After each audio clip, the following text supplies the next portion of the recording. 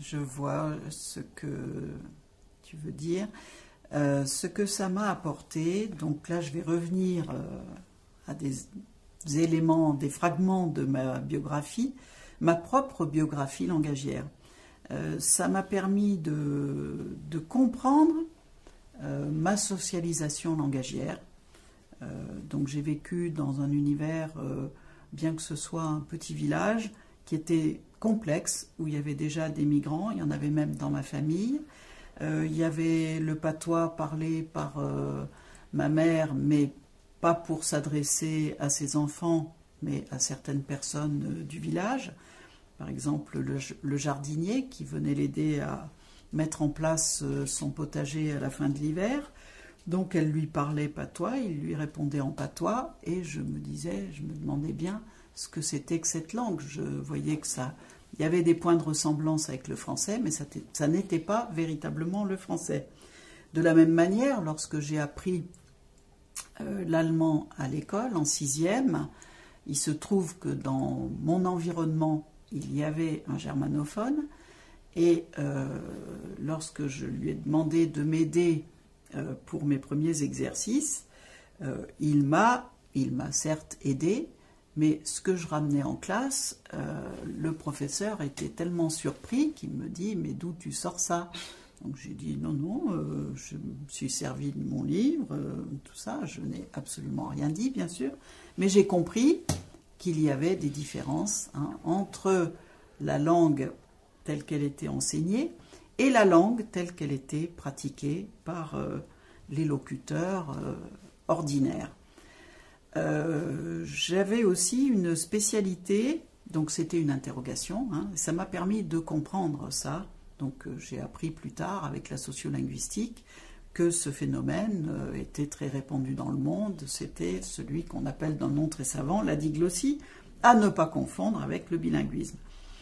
Oui, je m'étais fait aussi une spécialité, puisque j'étais en contact avec ce patois en tant que réceptrice, d'imitation du parler des paysans du village, et je faisais beaucoup rire mes camarades du lycée dans des numéros d'imitation de l'accent régional, d'une part, que je truffais de mots de patois.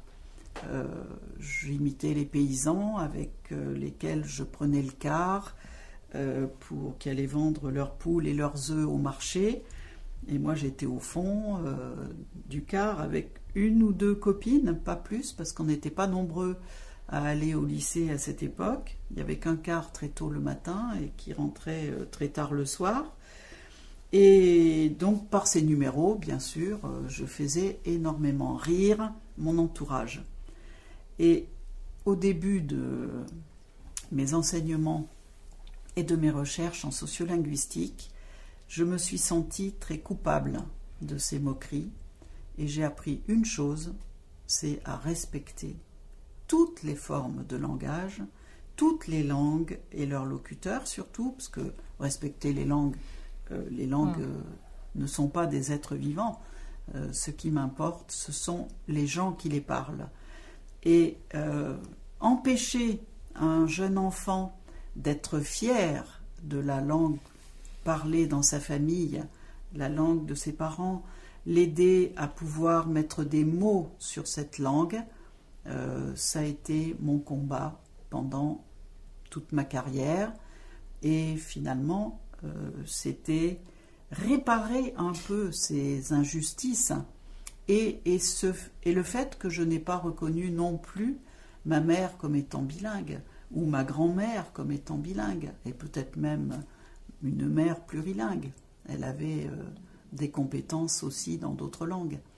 Donc je suis totalement, j'ai beaucoup de doutes en recherche, et le doute est positif, mais j'ai gagné une certitude, c'est bien celle-là.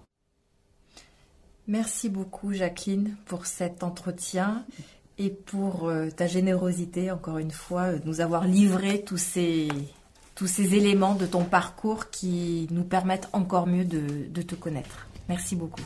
Merci.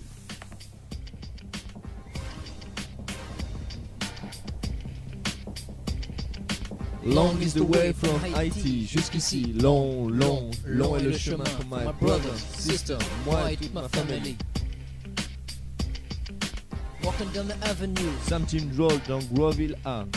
finally I feel good cause Big Apple, c'est ma ville aujourd'hui et je la croque.